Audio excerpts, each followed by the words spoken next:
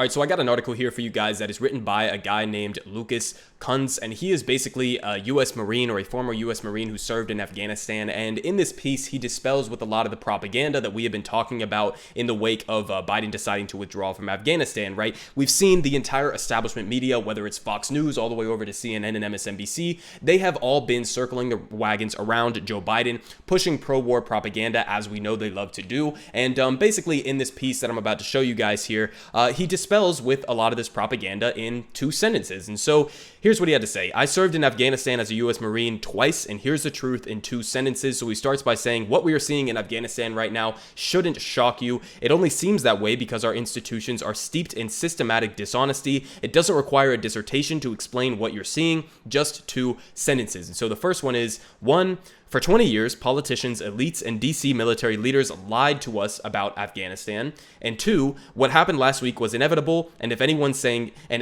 differently is still lying to you. Okay, so on this first point, for 20 years, politicians, elites, and DC military leaders lied to us about the war in Afghanistan. What he links to here, which I'm also going to link to in my description, is the Afghanistan papers. And basically what these leaked documents told us was that there were interviews with a lot of these elites and DC military leaders, like he's pointing out there. They did interviews with them, and they asked them about the conditions of the war in Afghanistan. And while we had all of this public-facing information that was being put out by these people saying, we're winning the war, victory is just around the corner, we're building something stable here that's going to be able to last and sustain itself once we leave. While they were telling the public this, it was basically just a complete lie. And we have interviews from almost a decade ago now of some of these military leaders who were saying, not only did we not have a plan that was working, but we didn't even have a fucking plan, right? They openly admitted in the Afghanistan papers and the interviews that they conducted that they didn't even know what they were doing. They didn't even know the goal of what they were trying to accomplish in the short or long term during this war. So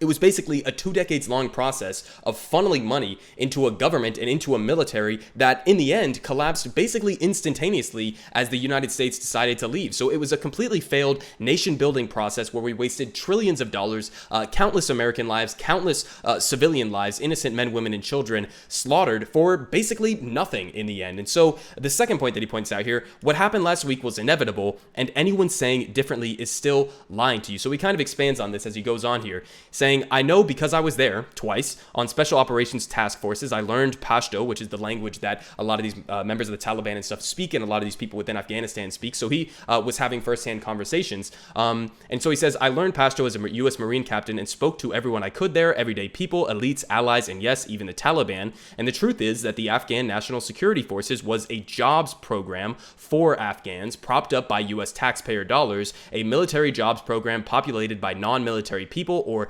paper forces that didn't really exist, and a bevy of elites grabbing what they could when they could. You probably didn't know that, and that's the point.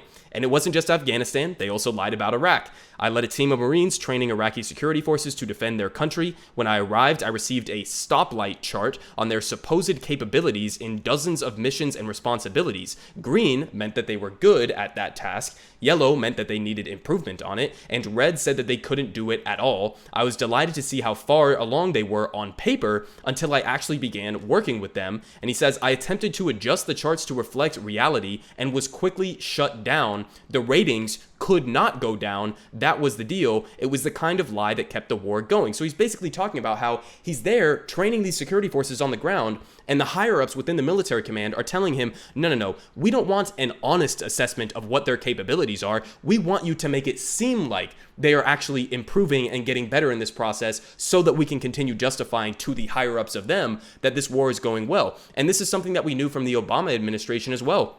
Obama was pressuring a lot of these people to basically go out and create a narrative and construct a narrative based on cherry picking data from all of these different areas and really falsifying a lot of the data like he was just talking about there, so that Obama could then turn around and say, look, we're winning the war in Afghanistan, just one more troop surge and then it will be over. These are the types of lies that they perpetuated, and he's giving an on the ground description of what that actually looked like. And so he continues, so when people ask me if we made the right call getting out of Afghanistan in 2021, I answered truthfully, absolutely not. The right call was getting out in 2002, 2003. Every year we didn't get out was another year that the Taliban used to refine their skills and tactics against us, the best fighting force in the world. And after 2 decades, $2 trillion and nearly 2,500 American lives lost, 2021 was way too late to make the right call. And you'd think when it came crumbling down around them that they would accept the truth, think again. War-hungry hawks are suggesting our soldiers weren't in harm's way. While I was there, 2 incredible Marine units in my unit were killed, and elitist hacks are even blaming the American people for what happened last week. And this is an article that I also saw as well. I didn't get to cover it, but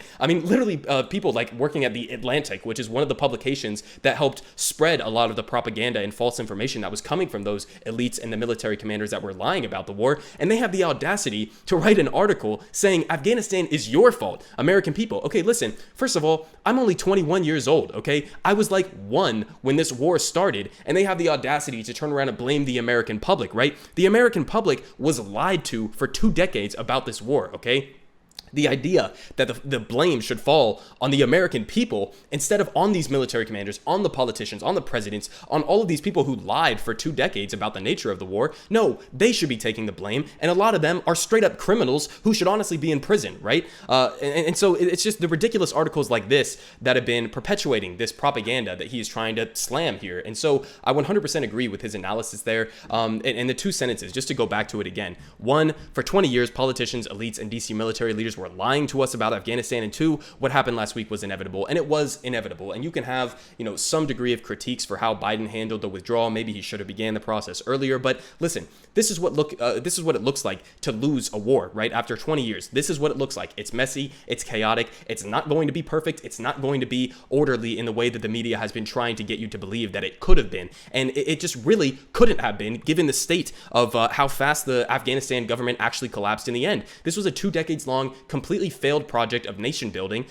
where they were lying to you the entire time about how it was going. So if you want your anger to be directed at anybody, then take this guy's advice. Don't blame the American people. Don't even blame, the people who are on the ground fighting necessarily, but blame the politicians. Blame the Obamas, the Bushes, the Trumps, the even Bidens who lied to the American people. Blame the military commanders who are now going and being trotted out on CNN and MSNBC and Fox News and giving their opinions on this withdrawal, as if they didn't just lie for 2 decades to the American people. So that's where our priorities should be focused. And yeah, that's a fantastic article, and I'm going to link it down in the description below if you want to read the rest of it.